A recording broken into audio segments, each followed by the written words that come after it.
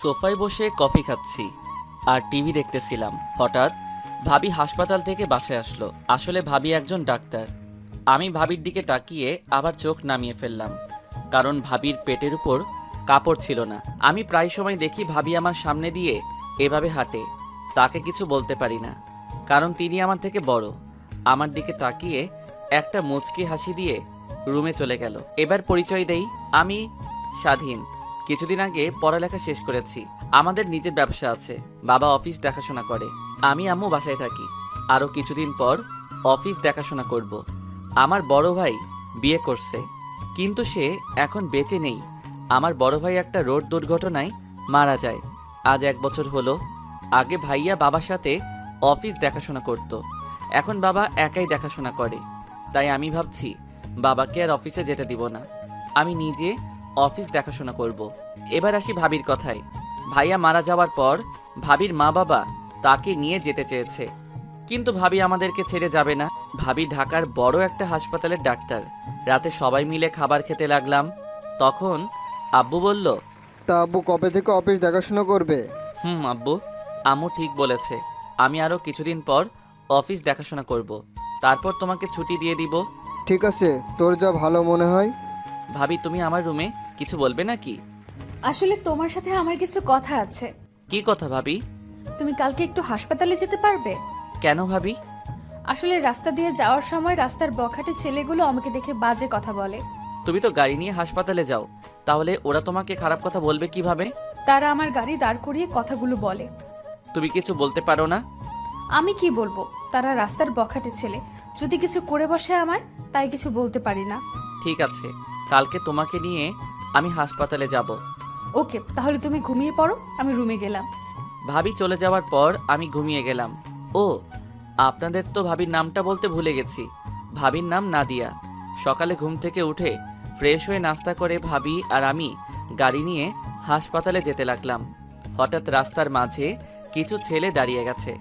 আমি ভাবিকে গাড়িতে বসিয়ে তাদের সামনে গেলাম। কি হয়েছে এখানে? তোকে বলবো কেন, আমরা তো গাড়ির ভিতরে পাখিটাকে দেখতে আসলাম।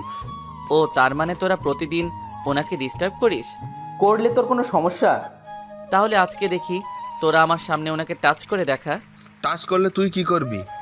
আগে করে দেখ, তারপর আমি কি করি তোরা সবাই দেখবি। ওই জীবন গাড়ির ভিতর থেকে পাখিটাকে বের করে নিয়ে আইতো, দেখি ও আমাদের কি করতে পারে। আর যদি কখনো শুনি তোরা ওনাকে রাস্তার মাঝখানে দাঁড় করিয়ে খারাপ কথা বলছিস, তখন তোদের উপরে পাঠিয়ে দেব। কথাটা মনে রাখিস। পরে সবগুলো আমার পা ধরে ক্ষমা চেয়ে চলে গেছে। তারা আর জীবনে এমন কাজ করবে না। তারপর আমি গাড়িতে গিয়ে বসলাম। হঠাৎ ভাবি বলল, কি ব্যাপার স্বাধীন, তোমার হাত থেকে তো রক্ত পড়ছে। হয়তো তারা ছুরি দিয়ে কেটে দিছে। তোমাকে কে বলেছে তাদের সাথে মারামারি করতে? তোমাকে ছাড়া আমি কি নিয়ে বাঁচবো? আমাকে ছাড়া কি নিয়ে বাঁচবেন মানে? মানে তোমাকে ছাড়া আব্বু আম্মু কি নিয়ে বাঁচবে, তাই বলছি। আমি মনে হয় অন্যটা শুনেছি। তুমি এমনিই বেশি শুনো। কথা না বলে বসে থাকো, হাসপাতালে যাওয়ার পর হাতে ব্যান্ডেজ করে দেব। কিছুক্ষণ পর হাসপাতালে চলে আসলাম। এখন আর ভাবি বলবো না, নাম ধরে বলবো। নাদিয়া আর আমি হাসপাতালে ঢুকে নাদিয়ার কেবিনে চলে গেলাম। তারপর ভাবি আমার হাতে ব্যান্ডেজ করে দিল। ভাবির সাথে কিছুক্ষণ কথা বলে বাসায় চলে আসলাম। দেখতে দেখতে আরও 5 দিন চলে গেছে। আজকে থেকে অফিসে যাব, আর এখন থেকে নাদিয়াকে অফিসে যাওয়ার সময় হাসপাতালে দিয়ে অফিসে যেতে হবে। এটা আব্বু আম্মুর আদেশ। সকালে ঘুম থেকে উঠে ফ্রেশ হয়ে রেডি হয়ে নিচে গেলাম। সবাই আমার দিকে হা হা করে তাকিয়ে আছে। আমি তো কিছুই বুঝতে পারছি না। আমি কি কোনো এলিয়েন নাকি? আমাকে দেখার কি আছে? কি ব্যাপার, তোমরা সবাই আমার দিকে এভাবে তাকিয়ে আছো কেন? তোকে তো আজকে চেনা যাচ্ছে না, তোকে আজকে রাজপুত্রের মতো লাগছে। দেখতে হবে না ছেলেটা কার? ও কি তোমার একা ছেলে? ও আমাদের ছেলে। বস বাবা, নাস্তা কর। ভাবি কোথায়? নাদিয়া রেডি হয়ে আসছে, তুই নাস্তা কর। না, ভাবি আসলে সবাই একসাথে করব। কিছুক্ষণ পর নাদিয়া এসে বলল, আমি রেডি। আমি ভাবির দিকে তাকিয়ে অবাক হয়ে গেলাম। ভাবিকে দেখতে আজকে পরীর মতো লাগছে। ভাবি আজকে শাড়ি পরেছে। হঠাৎ ভাবি বলল, কি ব্যাপার স্বাধীন, এভাবে তাকিয়ে কি দেখো?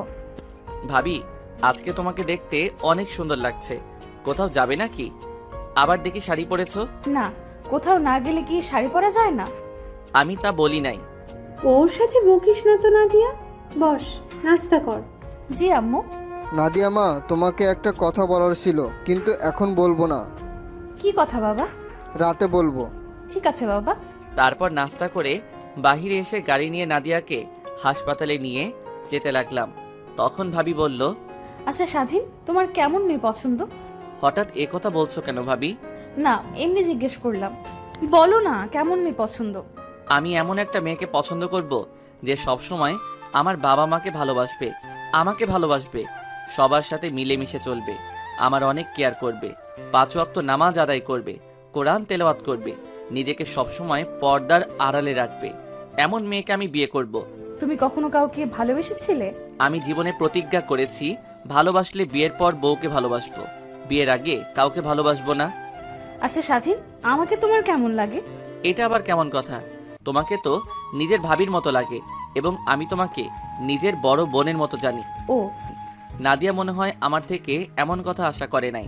যাক, কথা বলতে বলতে ভাবির হাসপাতালে চলে আসলাম। ভাবিকে নামাই দিয়ে আমি অফিসে চলে আসলাম। অফিসে ঢোকার সাথে সাথে সবাই আমাকে অভিনন্দন জানিয়েছেন। আমি আমার কেবিনে চলে গেলাম। তারপর কিছু ফাইল দেখতে লাগলাম। বিকালে অফিস শেষ করে হাসপাতালে চলে আসলাম। এসে সামনে তাকিয়ে আমি অবাক হয়ে গেলাম। দেখি ভাবি একটা ছেলের সাথে হেসে হেসে কথা বলছে। আমার কেমন যেন খারাপ লাগছে। আমার কাছে এমন লাগছে কেন? উনি যার তার সাথে কথা বলুক, তাতে আমার কি? উনি একজন ডাক্তার, সবার সাথে কথা বলতে পারে। আমার গাড়ি দেখে ভাবি ছেলেটাকে বিদায় দিয়ে গাড়িতে এসে বসলো। তারপর ভাবিকে নিয়ে বাসায় যেতে লাগলাম। আজকে প্রথম দিন অফিস কেমন লাগছে? ভালোই, সবাই আমাকে কি সুন্দর করে আপন করে নিছে। ও, আচ্ছা ভাবি, ছেলেটা কে ছিল? তুমি কোন ছেলের কথা বলছো? হাসপাতালের সামনে দাঁড়িয়ে কথা বলছিলে। ও, তুমি ওই ছেলের কথা বলছো? ওর মা অসুস্থ, আজকে তার মায়ের অপারেশন আমি করেছি। তখন সে ছেলেটা বলল তার মা বাঁচবে কিনা, যত টাকা লাগে সে দেবে তার মাকে বাঁচিয়ে তোলার জন্য। ও, তুমি কি বলছো? আমি বলছি মরা বাঁচা আল্লাহর হাতে, আমরা মাত্র উসিল্লা। আল্লাহর কাছে দোয়া ও প্রার্থনা করেন, দেখবেন আল্লাহ আপনার মাকে সুস্থ করে দেবেন। ও, কথা বলতে বলতে বাসায় চলে আসলাম। বাসার ভিতরে ঢুকে আমার রুমে চলে আসলাম। রাতে সবার সাথে খাবার খেয়ে রুমে চলে আসলাম। তারপর কিছুক্ষণ মোবাইল টিপে ঘুমিয়ে পড়লাম। এবার আপনাদের বলি, ভাইয়া বিয়ে করার পরের দিন মার্কেট থেকে আসার সময় গাড়ি দুর্ঘটনায় মারা যায়। আগে ভাইয়ার সাথে ভাবির প্রেম ছিল, আর আমি তেমন ভাবির সাথে কথা বলতাম না, কারণ মেয়েদের সাথে কথা বলতে আমার লজ্জা করে, তাই ভাবির সাথে তেমন কথা বলি নাই। ভাইয়া মারা যাওয়ার পর ভাবির সাথে আস্তে আস্তে কথা বলতে থাকি। নাদিয়ার বয়স বেশি না, আমার থেকে 1 বছরের বড়। নাদিয়ারা অনেক টাকা পয়সার মালিক, আমাদের থেকে তাদের 1 গুণ বেশি আছে। নাদিয়ার আম্মু আব্বু মাঝে মাঝে আমাদের বাসায় এসে দেখে যায়। তাদের এত কিছু থাকার পরেও আমাদের সাথে থাকে। মনেতে আকাশ হয়ে রয়েছে ছড়িয়ে, বলো না কোথায় রাখি তোমায় লুকিয়ে। থাকি যে বিবর হয়ে শয়নে স্বপনে, যেও না হৃদয় থেকে দূরে হারিয়ে। আমি যে ভালোবাসি শুধুই তোমাকে। খুব নিশীতে কষ্ট হলে মাথা রেখো চাঁদের কোলে, তবুও যদি কষ্ট থাকে চোখ রেখো আমার চোখে। কষ্ট রেখো না বুকের মাঝে, পাঠিয়ে দিও আমার কাছে। সকালে ঘুমিয়েছিলাম, হঠাৎ ভাবি ডাকতে লাগলো। আসলে ভাবি প্রায় সময় আমাকে সকালে ঘুম থেকে ডেকে উঠায়। আম্মু তেমন আমাকে উঠায় না। সাথে ওঠো। আর একটু ঘুমাই ভাবি। কয়টা বাজে খেয়াল আছে তোমার? কয়টা বাজে ভাবি? 9টা বাজে। আর তোমার সাথে আব্বু কি কথা বলবে, তাড়াতাড়ি উঠে ফ্রেশ হয়ে নাও। কি কথা বলবে ভাবি? আমি বলতে পারবো না, তুমি গিয়ে দেখো কি বলে। ঠিক আছে, আমি ফ্রেশ হয়ে আসছি বলে বিছানা থেকে নেমে ওয়াশরুমে চলে গেলাম। ভাবি আমার রুম গোছাতে লাগলো। আমি ফ্রেশ হয়ে বাহিরে এসে দেখি ভাবি রুম ঝাড়ু দিচ্ছে, আর ভাবি পুরো পেট দেখা যাচ্ছে, পুরো সাদা ধবধবে দেহটা। আমি চোখ সরিয়ে নিলাম। আমি বুঝি না ভাবি আমার সামনে এভাবে থাকে কেন। আমি কোনো কথা না বলে রেডি হয়ে নিচে চলে গেলাম। নিচে এসে দেখি আব্বু সোফায় বসে কফি খাচ্ছে আর পেপার পড়ছে। গুড মর্নিং আব্বু। Good morning my dear son. ভাবি বলল, তুমি নাকি আমার কি কথা বলবে? আগে নাস্তাটা করে নাও। ঠিক আছে আব্বু। আমি টেবিলে বসে নাস্তা করে নিলাম। নাস্তা করে আব্বুর পাশে গিয়ে বসলাম। এবার বলো আব্বু, কি কথা বলবে? আমি যে কথা বলবো তুমি কিন্তু না করতে পারবে না। কি কথা আব্বু? তোকে না জানিয়ে আমরা তোর বিয়ে ঠিক করে ফেলেছি। কি বলছো আব্বু? তা মেয়েটাকে কোথায় থাকে? কি করে? মেয়েটাকে তুই চিনিস? কে সে? নাম কি তার? মেয়েটা আর কেউ নয়, নাদিয়া। কি বলছো আব্বু? তুমি কি পাগল হয়ে গেলে? উনি আমার ভাবি হয়। তুমি এটা কেমন করে বললে? তোর আব্বু ঠিকই বলেছে, তুই বাবা না করিস না। মেয়েটা আর কত এভাবে দিন কাটাবে? জীবন মারা গেছে, আজ 1 বছর হয়েছে। মেয়েটার তো একটা ভবিষ্যৎ আছে। আমরা নাদিয়ার বাবা মার সাথে কথা বলেছি, তাদের কোনো অমত নেই। এটা কেমন করে হয়? বাহিরের মানুষ কি বলবে? আর উনি আমার থেকে বড়। আমি এই বিয়ে করতে পারবো না। ভাবি যদি শুনে তাহলে উনি খারাপ ভাববে। নাদিয়ার সাথে গতকাল কথা বলেছি, ও রাজি আছে। এখন তুই রাজি থাকলেই কাজী ডেকে তোদের বিয়ে পড়িয়ে দিব। কিন্তু আর কোনো কিন্তু নয়, আমরা কোনো অনুষ্ঠান করব না। শুধু তোর বাবা, আমি আর নাদিয়ার বাবা মা থাকবে, আর বিয়েটা আমাদের বাসায় হবে। তোমাদের যা খুশি করো, আমি অফিসে গেলাম বলে বাসা থেকে বেরিয়ে গাড়ি নিয়ে অফিসে চলে আসলাম। অফিসে বসে ভাবতে লাগলাম, আব্বু আম্মু এটা কিভাবে করলো? ওনাকে এতদিন ভাবি বলে এসেছি, এখন তাকে বিয়ে করতে হবে? আমার একটা জিনিস মাথায় আসছে না, ভাবি কেমন করে রাজি হলো? মাথায় কিছু ঢুকছে না। যা হবার হবে। বিকেলে অফিসের কাজ শেষ করে বাইরে এসে গাড়ি নিয়ে বাসায় চলে আসলাম। কলিং বেল চাপ দেওয়ার পর ভাবি এসে দরজা খুলে দিল। আমাকে দেখে মাথা নিচু করে ফেলছে। আমি কোনো কথা না বলে রুমে চলে আসলাম। রুমে এসে ফ্রেশ হয়ে একটা শার্ট গায়ে দিয়ে বাইরে চলে আসলাম। পার্কে কিছুক্ষণ ঘুরে বাসায় চলে আসলাম। দরজার সামনে দাঁড়িয়ে কলিং বেলে চাপ দিলাম। এবার আম্মু এসে দরজা খুলে দিল। কি রে, এতক্ষণ কোথায় ছিলি? তোর জন্য সবাই অপেক্ষা করে বসে আছে। আমার জন্য অপেক্ষা করছে মানে? তোর আর নাদিয়ার বিয়ে আজকে রাতে হবে। তোর রুমে শেরওয়ানি রাখা আছে, ওটা পরে তাড়াতাড়ি নিচে আয়। কাজী অনেকক্ষণ ধরে বসে আছে। আজকে বিয়ে মানে? তোমরা বলছো ভাবির আব্বু আম্মুর সাথে কথা বলে কাজী ডেকে বিয়ে দিবে? নাদিয়ার আব্বু আম্মু তারাও চলে এসেছে, তুই তাড়াতাড়ি রেডি হয়ে নিচে আয়। কি আর করার, ভদ্র ছেলের মতো রুমে এসে ফ্রেশ হয়ে রেডি হয়ে নিচে চলে আসলাম। দেখি নাদিয়া সোফায় বউ সেজে বসে আছে আর মাথা নিচু করে আছে।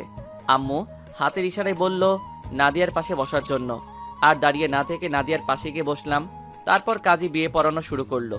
অবাক করার বিষয় হলো, নাদিয়াকে কবুল বলতে বললে সাথে সাথে কবুল বলে ফেললো। তারপর আমাকে বলল কবুল বলার জন্য। আমি কিছুক্ষণ চুপ করে বসে আছি। আব্বু আম্মু আমাকে বারবার বলছে কবুল বলার জন্য। তাদের জোড়াজুড়িতে কবুল বলে ফেললাম। রাতে খাবার খেয়ে নাদিয়ার আব্বু আম্মু, আরে এখন তো আমার শ্বশুর শাশুড়ি হবে, তারা চলে গেছে। আমি ছাদের উপর চলে গেলাম আর ভাবতে লাগলাম, লাস্ট পর্যন্ত নিজের ভাবিকে বিয়ে করলাম। আপনারা হয়তো বলবেন আমি কেন বিয়ে করলাম। আসলে আমি আজ পর্যন্ত বাবা মার কথার অবাধ্য হই নাই, তাই তাদের কথা ফেলতে পারি নাই। তারা কথা দিয়ে ফেলছে। আমি চাই না আমার বাবা মা অসম্মানী হোক, তাই বিয়েটা করে ফেললাম। কিছুক্ষণ পর আম্মু এসে ডেকে নিয়ে গেল, তারপর আমার রুমে ঢুকিয়ে দিল। আমাকে রুমে ঢুকতে দেখে নাদিয়া খাট থেকে নেমে আমাকে সালাম করতে আসলে আমি সরে যাই। ভাবি, তুমি এটা কি করছো? তুমি ভাবি কাকে বলছো? এখন তুমি আমার স্বামী, আর বাসর রাতে স্ত্রী স্বামীর পা ধরে সালাম করা এটা নিয়ম। তুমি কিভাবে বিয়েতে রাজি হলে? আমি না তোমার ভাইয়ের মতো? তাহলে তুমি আমাকে বিয়ে করলে কেন? রাস্তায় হাসপাতালে মানুষে অনেক কথা বলে আমাকে, তাদের কথা শুনে মাথা নিচু করে হাঁটি। তারা বলে আমার তো স্বামী নাই, তাই তাদের সাথে রাত কাটাতে। রাস্তার বখাটে ছেলেরা নানান ভাষায় কথা বলে, তাই বাবা মার কথায় না করতে পারি নাই। ঠিক আছে, তুমি ঘুমিয়ে পড়ো, আমি সোফায় গিয়ে ঘুমিয়ে পড়ি। তুমি সোফায় কেন ঘুমাবে? তুমি আমার সাথে ঘুমাবে। তুমি আমার ভাবি, তোমার সাথে আমি কি করে ঘুমাই বলো? এখন আমি তোমার স্ত্রী, সো এখন থেকে আমার নাম ধরে ডাকবে। চলো, তুমি আমার সাথে ঘুমাবে। আজকে না আমাদের বাসর রাত। তুমি বিছানায় শুয়ে পড়ো, আমি কেমন আনইজি ফিল করতেছি। হঠাৎ নাদিয়া এমন কথা বলল। আমি তো অবাক হয়ে গেলাম। তুমি কি আমার সাথে ঘুমাবে, নাকি এখন আব্বু আম্মুকে ডাক দিব? ভাবি, তুমি আমার সাথে এভাবে কথা বলছো কেন? আর একবার ভাবি বলে ডাকলে মাথা ফাটিয়ে দিব। তাড়াতাড়ি বিছানায় এসো। আমি আর কোনো কথা না বলে বিছানার একপাশে শুয়ে পড়লাম। নাদিয়ার কথা হঠাৎ এমন হলো কেন? আজ 1 বছর তো এরকম দেখি নাই। নাদিয়া লাইট অফ করে এসে আমার পাশে শুয়ে পড়ল, তারপর আমাকে পিছন থেকে জড়িয়ে ধরলো। জীবনে এই প্রথম কোনো মেয়ে আমাকে জড়িয়ে ধরলো, তাও আবার নিজের ভাবি। থুক্কু, এখন তো বউ। আমার কাছে কেমন যেন লাগছে, প্লিজ আমাকে ছেড়ে দিন। আমার কাছে কেমন যেন লাগছে। তোমাকে ছাড়ার জন্য তো ধরে নাই, তুমি এখন আমাকে আদর করো। আমি পারবো না। বেশি কথা বলে আব্বু আম্মুকে ডাক দেব। কথায় কথায় আব্বু আম্মুকে ডাক দেওয়ার কথা বলো কেন? আসলে আপনার কি হয়েছে? আপনি তো আগে এমন ছিলেন না। সেটা তোমার না জানলেও চলবে। তোমাকে বলছি না আদর করতে আমাকে। আজকে না করলে হয় না? বুঝেছি, যা করার আমাকেই করতে হবে। বলে আমার ঠোঁটের সাথে ঠোঁট লাগিয়ে দিল। আমার ঠোঁট দুটো পাগলের মতো চুষতে লাগলো। যেভাবে চুষতে লাগলো মনে হয় আমার ঠোঁট দুটো চকলেটের মতো মিষ্টি। কিস করতে করতে আমার শরীরের জামা কাপড় খুলতে লাগলো। হায় আল্লাহ, এখন তো আমি মেয়েদের কাছে পুরুষ নির্যাতন হতে আসি। তোমরা কেউ আমাকে ভাবি থুক্কু নাদিয়ার হাত থেকে বাঁচাও। নাদিয়ার এমন কাহিনী দেখে নিজেকে আর কন্ট্রোল করতে পারি নাই। আমিও নাদিয়ার সাথে সাড়া দিতে লাগলাম। আমি নাদিয়ার পুরো শরীরে কিস করতে লাগলাম। নাদিয়া আমাকে শক্ত করে জড়িয়ে ধরে আছে। তারপর বাকিটা আর জানতে হবে না, ইতিহাস হয়ে রয়ে গেল। সকালে ঘুম থেকে উঠে দেখি নাদিয়ার শরীরে কোনো কাপড় নেই, তার বুকের উপর একটা তিল আছে। ওটা আমাকে কাছে টানছে। আমি নাদিয়ার বুকের উপর কিস করতে লাগলাম। নাদিয়া আমাকে শক্ত করে জড়িয়ে ধরল। সকালবেলা আরেকবার হয়ে গেছে। তারপর দুজনে একসাথে ওয়াশরুমে ঢুকে ফ্রেশ হয়ে নিচে চলে গেলাম। দুজনে দুইটা চেয়ার টেনে বসলাম। আম্মু আমাদের নাস্তা দিল। দুজনে খেয়ে রুমে চলে আসলাম।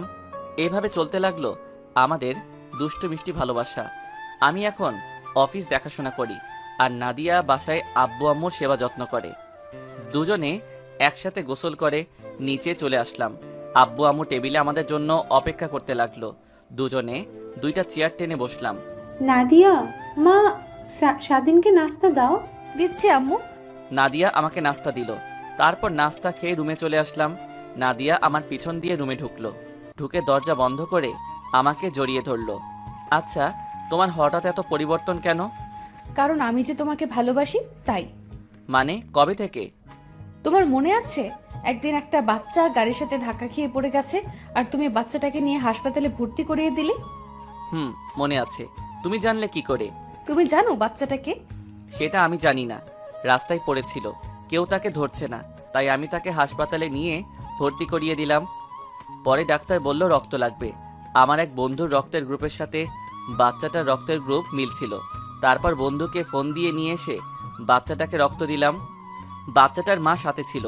তারপর ওনাকে বলে আমরা চলে আসলাম। বাচ্চাটা আমার বান্ধবী বিথির ছোট ভাই ছিল।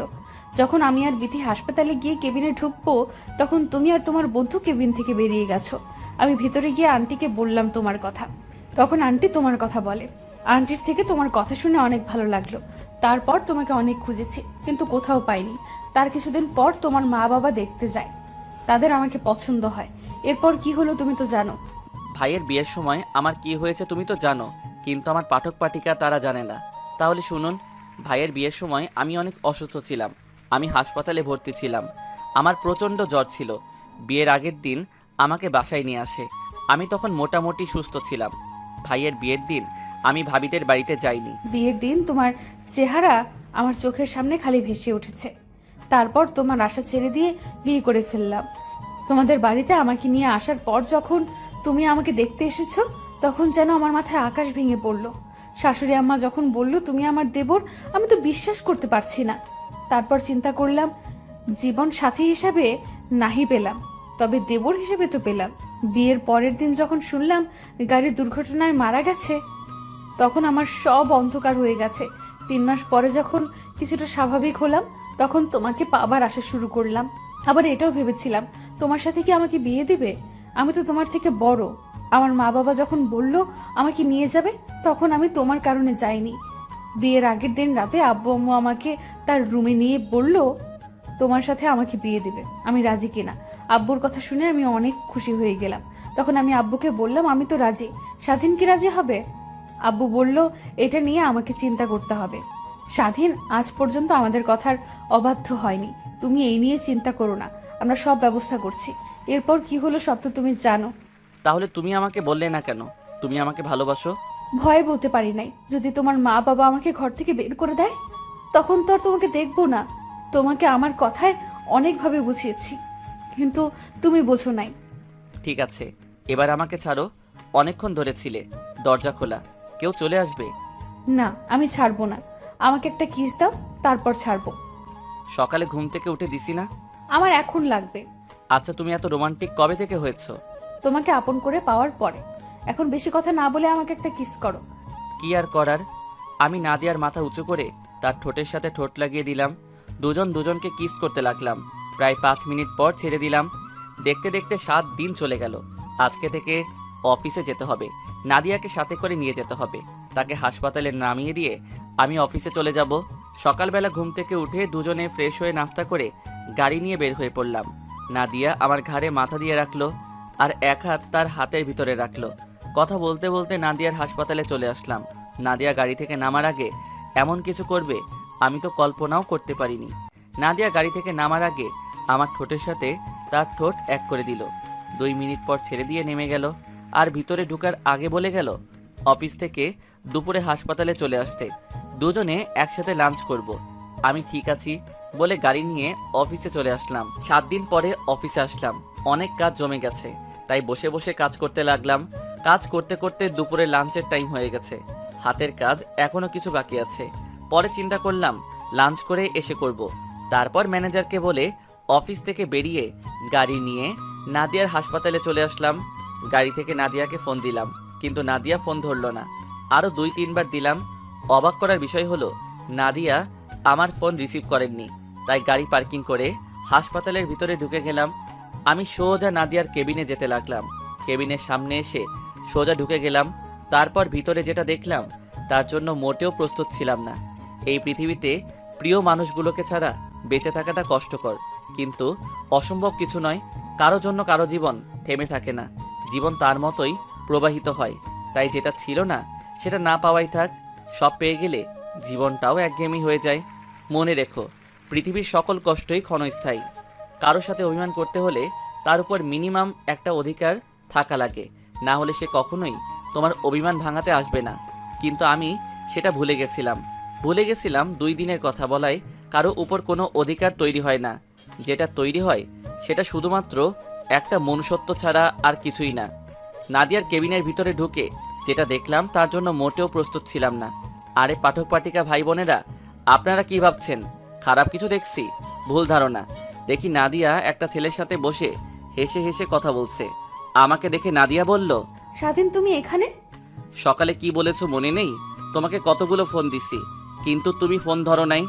আসলে রাতে যে মোবাইল সাইলেন্ট করে রাখছি আমার মনে নেই। ওহ, তা উনি কে? ওর নাম আকাশ। তাদের নিজস্ব ব্যবসা আছে। আমার বান্ধবী বিথির হাজবেন্ড। আকাশ অফিসে যাওয়ার সময় আমার সাথে দেখা করতে এসেছে। ও আকাশ ও স্বাধীন আমার কলিজা, আমার প্রাণ, আমার সবকিছু, মানে আমার হাজবেন্ড। তুমি বিয়ে করেছো, আমাকে আর বিথিকে তো বলো নাই। আর ওকে দেখতে মনে হচ্ছে তোমার বয়সে ছোট। আসলে সব হঠাৎ করে হয়ে গেছে। আর ছোট হয়েছে তো কি হয়েছে, মাত্র 1 বছরের ছোট বড়, এটা কোনো বিষয় না। তুমি স্বাধীনের সাথে পরিচিত হও।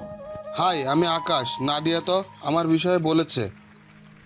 আমি স্বাধীন, আমার নামও বলেছে সাদিয়া। বর্তমানে নিজেদের অফিস দেখাশোনা করি। ও, তো ঠিক আছে নাদিয়া, আমি বাসায় যাচ্ছি। দেরি হলে তোমার বান্ধবী আমার খবর করে ছাড়বে। ঠিক আছে দুলা ভাই, আপনি তাহলে যান। সময় পেলে অবশ্যই আসবেন আমার শ্বশুর বাড়ি। প্রথম কথা হলো আমাকে দুলাভাই বলে ডাকা যাবে না, আমার নাম ধরে ডাকবে। আমরা কিন্তু সমবয়সী। ঠিক আছে, সময় পেলে অবশ্যই তোমার শ্বশুরবাড়ি থেকে ঘুরে আসবো। বিথিকে সাথে করে নিয়ে আসবেন। ও যদি জানতে পারে তাকে না জানিয়ে বিয়ে করছি, তাহলে আমাকে আস্থা রাখবে না। আচ্ছা ঠিক আছে, নিয়ে আসবো। তো স্বাধীন সাহেব, ভালো থাকবেন, পরে আবার কথা হবে। প্রথম কথা হলো আমাকে সাহেব বলা যাবে না। আমার নাম ধরে ডাকলে খুশি হব, আর আমি কিন্তু আপনার থেকে ছোট। ওকে, সমস্যা নেই। আচ্ছা, তোমরা ভালো থাকো। আকাশ কেবিন থেকে বেরিয়ে যাওয়ার পর নাদিয়া দৌড়ে এসে আমাকে জড়িয়ে ধরলো আর বলতে লাগলো, সরি কলিজা, আমার ভুল হয়ে গেছে। আমার মোবাইল সাইলেন্ট ছিল, তুমি রাগ করো না। আমি রাগ করি নাই। ঠিক আছে চলো, দুজনে বাইরে গিয়ে লাঞ্চ করে আসি।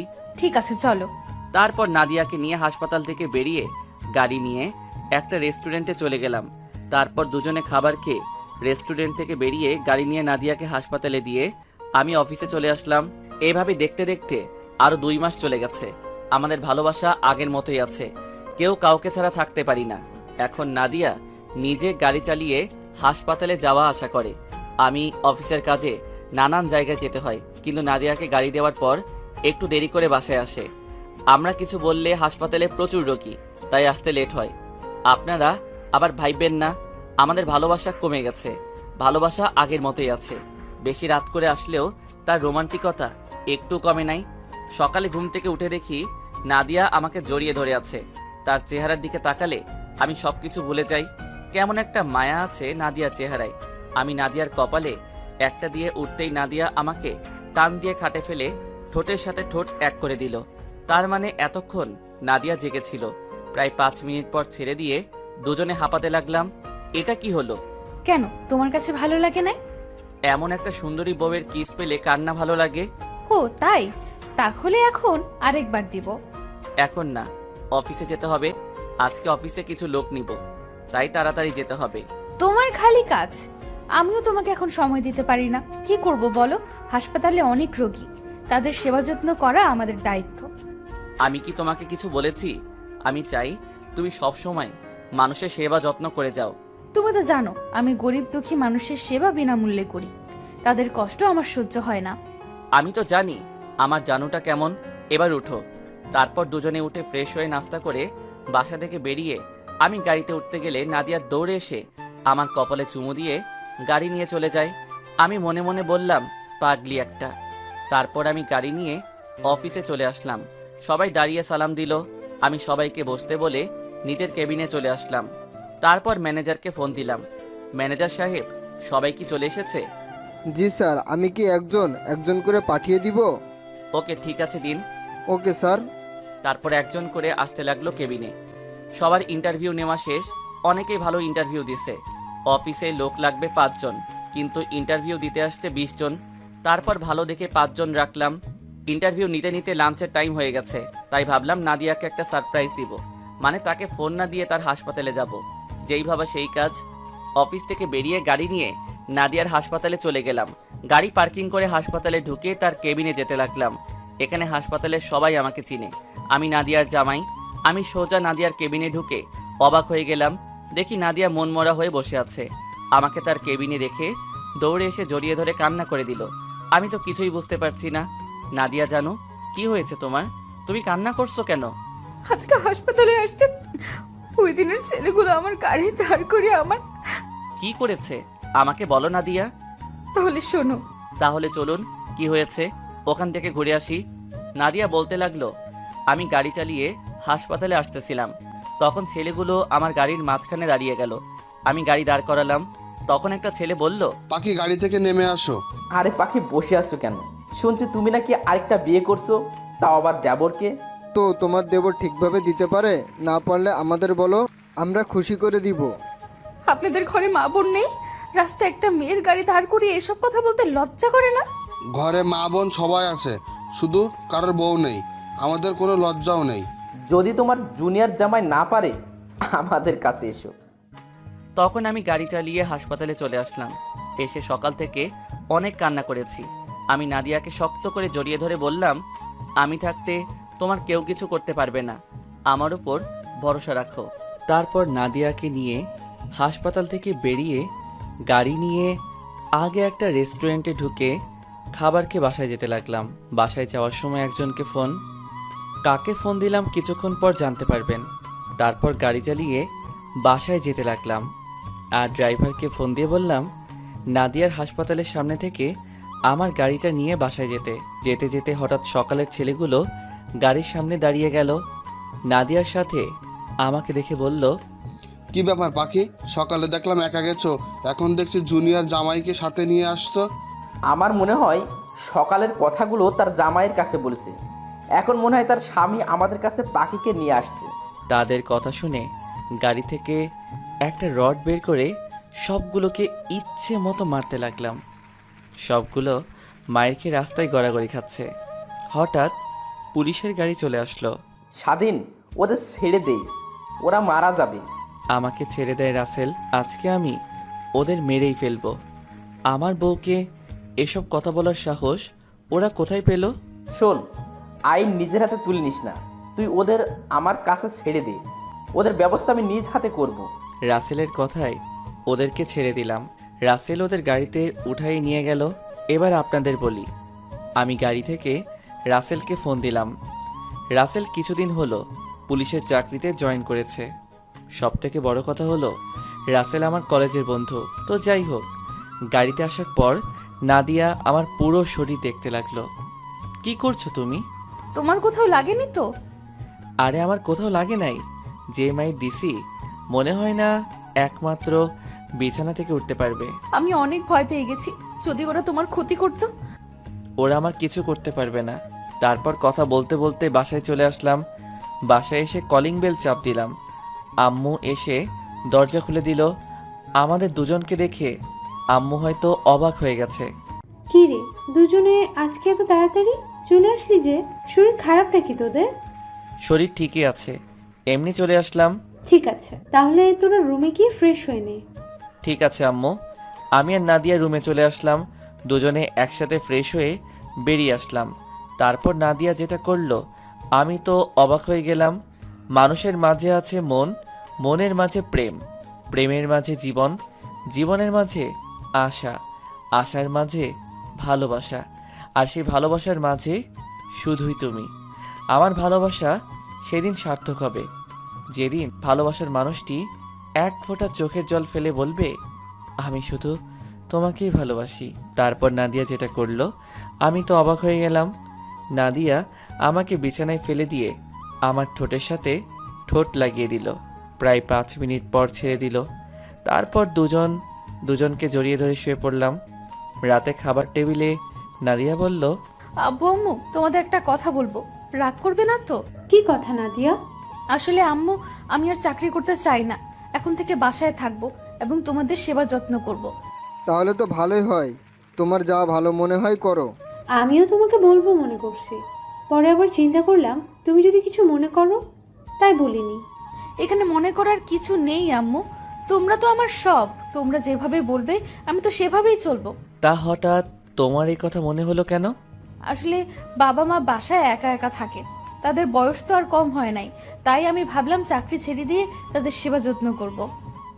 ও, তারপর রাতের খাবার খেয়ে রুমে চলে আসলাম। আমি গিয়ে বিছানায় শুয়ে পড়লাম। নাদিয়া আমাকে পিছন থেকে জড়িয়ে ধরলো। ওই, আমাকে আদর করো না কেন? তুমি জানো না তোমার আদর না পেলে আমার ঘুম আসে না? তোমাকে আদর করব না তো কাকে করব জানো? যদি আদর করবে তাহলে ওই দিকে ফিরে শুয়ে আছো কেন? আচ্ছা বাবা, সরি। আসো, তোমাকে এবার আদর করি। আমি না তোমার মতো কিউট একটা ছেলে চাই। না, তোমার মতো সুন্দরী একটা মেয়ে চাই আমি। না, ছেলে চাই। না, মেয়ে চাই। ঠিক আছে, আল্লাহ যেটা দিবে তাতেই খুশি। এখন বলো, ছেলে হলে কি নাম রাখবে আর মেয়ে হলে কি নাম রাখবে? ছেলে হলে নাম রাখবো রিমন, আর মেয়ে হলে নাম রাখবো রাইসা। খুব সুন্দর নাম, আমার অনেক পছন্দ হয়েছে। কিন্তু আমার যে অনেক কষ্ট করতে হবে। করতে হলে করবে। তাহলে আসো, মিশন শুরু করে দেই। তোমার লজ্জা করছে না? সব পাঠক পাঠিকারা শুনছে আর দেখতে আসছে। ও মা, তারা দেখলে সমস্যা কোথায়? তারা আমাদের এসব দেখে শিখবে কেমন করে বউকে আদর করতে হয়। তারা না শিখলে তো জীবনে বাবা ডাক শুনতে পাবো না। তোমার মুখে কিছুই আটকায় না। আমি জানি আমার পাঠক পাঠিকারা কাউকে কিছু বলবে না, তারা অনেক ভালো। তাদের দেখে বোঝা যাচ্ছে সবগুলো লুচ্ছা। ওই, তুমি আমার পাঠক পাঠিকাদের লুচ্চা বলছো কেন? লুচ্চা নয় তো কি? এতক্ষণ ধরে আমরা কি কথা বলছি সব কান পেতে শুনতে আছে। ঠিক আছে, তাহলে আমি লাইটটা অফ করে দেই, তাহলে অন্ধকারে কিছু দেখবে না। আমি লাইটটা অফ করে দিয়ে নাদিয়াকে জড়িয়ে ধরে তার পুরো শরীরে কিস করতে লাগলাম। নাদিয়া আমাকে শক্ত করে জড়িয়ে ধরে আছে। আস্তে আস্তে নাদিয়ার পেটের উপর কাপড়টা সরিয়ে কিস করতে লাগলাম। নাদিয়া আমার মাথার চুল খামচে ধরল। তার নাদিয়ার নাভির নিচে আসতে লাগলাম। ও মা, নাদিয়া তো ঠিকই বলেছে, আমার পাঠক পাঠিকারা অনেক লুচ্চা। আমরা বউ জামাই কী করছি সব কিছু দেখছে, অনেক দেখছেন। আর দেখা লাগবে না। আমি এখন সন্তান আনার মিশনে আছি। বিয়ে করে জেনে নেবেন তারপর কি করেছি আমরা। তো দেখতে দেখতে আরও 1 মাস চলে গেল। আমি এখন অফিসের কাজে ব্যস্ত থাকি। নাদিয়া বাসায় আব্বু আম্মুর সেবা যত্ন করে। আমার আর নাদিয়ার ভালোবাসা আগের মতো আছে। একদিন অফিস থেকে দুপুরে বাসায় এসে কলিং বেল চাপ দিলাম। কাজের লোক এসে দরজা খুলে দিল। আমি ভিতরে ঢুকে তো অবাক হয়ে গেলাম। দেখি নাদিয়া রাসেলের সাথে কথা বলছে সোফায় বসে। রাসেল আসবে আমাকে তো বলে নাই। নাদিয়া আমাকে দেখে বলল, কি ব্যাপার, তুমি আজকে দুপুরে চলে আসলে যে? অফিসে তেমন কাজ ছিল না, তাই ভাবলাম বাসায় চলে যাই। এসেছো, ভালো করেছো। দেখো কে এসেছে। কিরে, তুই কখন আসলি? আমাকে তো জানালি না। আসলে আমি জানতাম না যে তুই অফিসে, আমি মনে করছি তুই বাসায়। তাই ভাবলাম তোকে সারপ্রাইজ দেব, কিন্তু বাসায় এসে দেখি ভাবি আর তোর আঙ্কেল আন্টি। আমি তোমাকে ফোন দিতাম, কিন্তু তার আগে তুমি চলে আসলে। তা কি মনে করে আসলি? তুই তো এখন আগের মতো আমাদের বাসায় আসিস না। আমি কিন্তু এমনি আসি নাই, তোদের দাওয়াত দিতে এসেছি। কিসের দাওয়াত? আগামী শুক্রবার আমার বিয়ে, তোদের সবাইকে কিন্তু যেতে হবে। ঠিক আছে যাব। তা মেয়েটা কে? মেয়েটা আর কেউ নয়, সাদিয়া। তুই কোন সাদিয়ার কথা বলছিস? তোর মামা তো বোন সাদিয়া? হুম। সাদিয়া তো তোকে পাত্তা দিত না, তাহলে বিয়েতে রাজি হলো কিভাবে? আগে দেয় নাই, কিন্তু এখন সে আমাকে ভালোবাসে। আগে পাত্তা দেয় নাই কারণ সে পড়ালেখা শেষ না করে আমার সাথে প্রেম করতে পারবে না। পুলিশের চাকরি নেওয়ার কিছুদিন পরে সে এসে আমাকে ভালোবাসার কথা বলেছে। যাক, তাহলে তো ভালোই, তোর ভালোবাসার মানুষকে আপন করে পাবি। তো আজকে উঠি, আর অনেক আত্মীয় স্বজন আছে, তাদের গিয়ে দাওয়াত দিতে আসতে হবে। এখন কোথাও যাওয়া হচ্ছে না, লাঞ্চ করে কিছুক্ষণ রেস্ট নিয়ে তারপর বাসায় যাবে। আজকে না ভাবি, অন্য একদিন বউকে সাথে করে নিয়ে এসে খেয়ে যাব। তাহলে ঠিক আছে। তারপর রাসেলকে বিদায় দিয়ে রুমে চলে আসলাম। দেখতে দেখতে রাসেলের বিয়ের দিন চলে এসেছে। আমি রেডি হয়ে সোফায় বসে আছি। নাদিয়ার এখনো সাজা হয় নাই। মেয়েদের সাজতে এত সময় লাগে? হঠাৎ নাদিয়া আমাকে ডাকতে লাগলো। আমি উঠে রুমে গিয়ে দেখি নাদিয়া শাড়ির কুচিটা লাগাতে পারছে না। জান, আমার শাড়ির কুচিটা লাগাতে পারছি না, তুমি এসে লাগিয়ে দাও। আমি তো শাড়ির কুচি লাগাতে পারি না। সমস্যা নেই, আমি তোমাকে দেখিয়ে দিচ্ছি, তুমি এদিকে আসো। আমি নাদিয়ার সামনে গেলাম। নাদিয়ার পেটের উপর কোনো কাপড় নেই, সাদা ধবধবে পেটটা। আমি তার পেটের উপর তাকিয়ে আছি। নাদিয়া আমার দিকে তাকিয়ে দেখে আমি তার পেটের দিকে তাকিয়ে আছি। এখন দেখা লাগবে না, তোমার জিনিস সারা জীবন দেখতে পাবে। আমি আর কোনো কথা না বলে নাদিয়ার কথা মতো শাড়ির কুচিটা পরিয়ে দিতে লাগলাম। যখন কুচিটা পেটের উপর দিয়ে ঢুকিয়ে দিলাম, নাদিয়া চোখ বন্ধ করে আমাকে জড়িয়ে ধরলো। তো যাই হোক, বাসা থেকে বেরিয়ে গাড়ি নিয়ে রাসেলের বাসায় চলে গেলাম। ও, আপনাদের তো বলতে ভুলে গেছি, আজকে রাসেলের গায়ে হলুদ। রাসেলের বাসার সামনে এসে দেখি বাড়িটা অনেক সুন্দর করে সাজিয়েছে। তারপর গাড়ি পার্কিং করে দুজনে ভিতরে গেলাম। বাসার ভিতরে ঢুকে দেখি সব ময়দা সুন্দরী চারপাশে ঘোরাঘুরি করছে। নাদিয়া আমার হাত ধরে আছে। আঙ্কেল আন্টির সাথে কথা বললাম আর নাদিয়াকে পরিচয় করিয়ে দিলাম। আন্টি নাদিয়াকে ভিতরে নিয়ে গেল আর আমাকে বলল রাসেল তার রুমে আছে। আমি আর দাঁড়িয়ে না থেকে রাসেলের রুমে চলে আসলাম। এসে দেখি শালা হবু বউয়ের সাথে ফোনে কথা বলছে।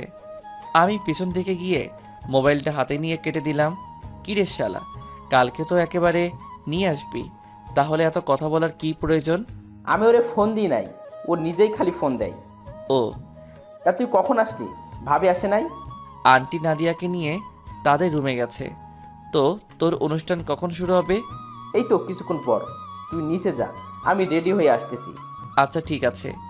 আমি আর কোনো কথা না বলে রাসেলের রুম থেকে বেরিয়ে নিচে চলে আসলাম। নিচে এসে যেটা দেখলাম সেটা দেখে মাথা পুরো গরম হয়ে গেল। নিচে এসে দেখি নাদিয়াকে কিছু ছেলে ডিস্টার্ব করছে।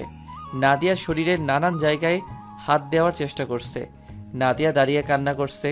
চলুন ছেলেগুলো নাদিয়াকে কি বলছে শুনে আসি। এই সুন্দরী, তোমার বাড়ি কোথায়? তোমাকে দেখতে না ভেরি সেক্সি লাগছে। আমাদের সাথে যাবে? তোমাকে পুষিয়ে দিব। এরকম ছিল তাদের কথাগুলো।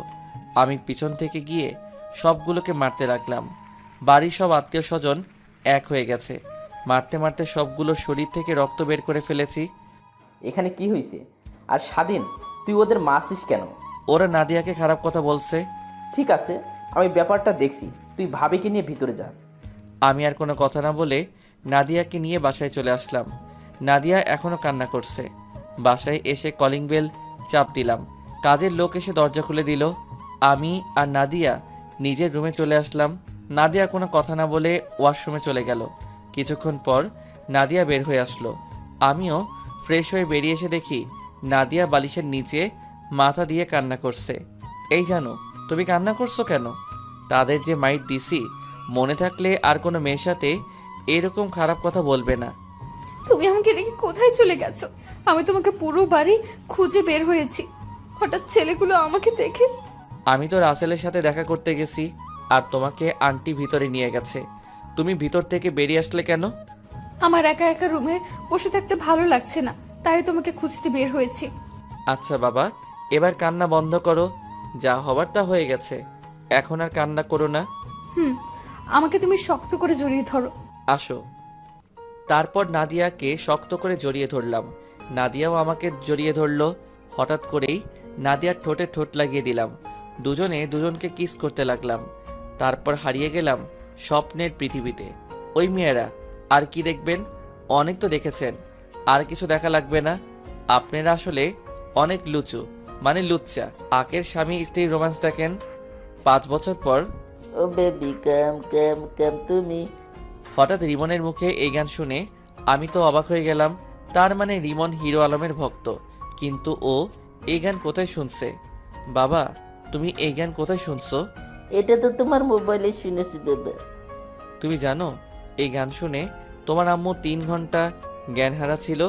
কেন আব্বু? সেটা তো বাবা বলতে পারবো না। শুনেছি আরো অনেক মানুষের তোমার আম্মুর মতো অবস্থা হয়েছে। কিন্তু আব্বু, আমি তো মোহনাকে এই গান শুনিয়েছি, কিন্তু ওর তো কিছু হয় নাই। ও তো ছোট মানুষ, তাই ওর কিছু হয় নাই। তুমি এসব গান আর শুনো না বাবা, তুমি ঠিক মতো পড়ালেখা করো। ঠিক আছে আব্বু। রিমন চলে গেল। এতক্ষণ হয়তো বুঝতে পেরেছেন রিমন আমার ছেলে, আর মোহনা হলো বিথির মেয়ে। রিমন আর মোহনা দুজনে সমবয়সী, দুজন একসাথে খেলাধুলা করে। রাসেল আর সাদিয়ার বিয়েতে আর যাওয়া হয়নি পরে। রাসেল আমার কাছে এসে ওই ঘটনার জন্য ক্ষমা চেয়েছে। রাসেলের একটা মেয়ে আছে, ওর বয়স 1 বছর 3 মাস। তো যাই হোক, আমি রুমে এসে দেখি নাদিয়া রুম গোছাচ্ছে। আমি গিয়ে পিছন থেকে জড়িয়ে ধরলাম। কি হলো, হঠাৎ পেছন থেকে জড়িয়ে ধরলে? তোমাকে আদর করতে ইচ্ছে করছে। তোমার জিনিস, এখানে বলার কি আছে? তুমি যখন তখন আমাকে আদর করতে পারো। তাহলে চলো রিমনের একটা বোন নিয়ে আসি। আসো। তারপর নাদিয়াকে কোলে তুলে নিয়ে বিছানায় শুইয়ে দিয়ে তার শরীরে কিস করতে লাগলাম। আস্তে আস্তে কি তা আমি আর জানি না, অনেকেই দেখছেন, আর দেখা লাগবে না। আমি এখনো সিঙ্গেল। তো এভাবে চলতে লাগলো আমাদের সংসার। আমরা অনেক হ্যাপি আছি। সবাই আমাদের জন্য দোয়া করবেন, আমরা যেন সারা জীবন একসাথে সুন্দরভাবে জীবনযাপন করতে পারি। তো কেমন হয়েছে জানাবেন। পুরো গল্পে পাশে থাকার জন্য ধন্যবাদ সবাইকে। সবাই লাইক এবং কমেন্ট দিয়ে জানাবেন কেমন হয়েছে।